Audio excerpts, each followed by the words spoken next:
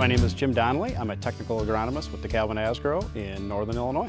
The main ways that foliar diseases really impact the crop is it's really taking up space on those leaves that really should be being utilized to produce photosynthetates, essentially the food that's going into the developing ear in this case.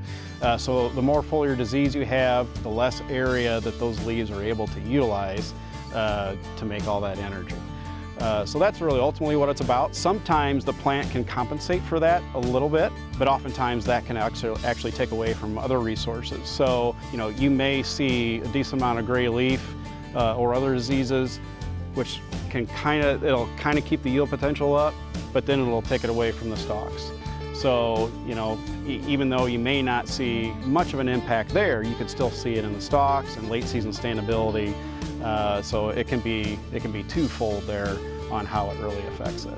Whether you're talking about gray leaf spot or any other disease, a lot of it is very similar recommendations. You have to look at cultural techniques, you have to look at genetic techniques as well, such as genetic tolerance, choosing the right hybrids.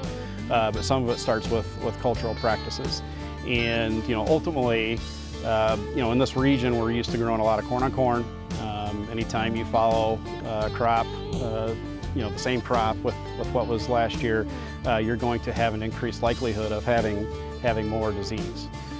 So crop rotation is a big thing, and that can be gray leaf spot, northern corn leaf blight somewhat, Goss's wilt, all those. Crop rotation is huge when it comes to that. That can alleviate a lot of problems.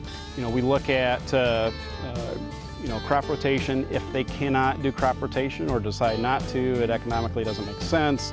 That's where you look at, for sure, genetic tolerance. You start there, and then rely on foliar fungicide practices, in-season techniques, if that situation arises. So Disease Shield really looks at several different diseases. Obviously, we talked about gray leaf spot a little bit, but the others will be northern corn leaf blight, anthracnose stalk rot, southern corn rust, and then finally Goss's wilt.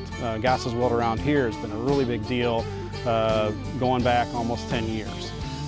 So we've seen marked improvements in our germplasm as well as the Disease Shield lineup.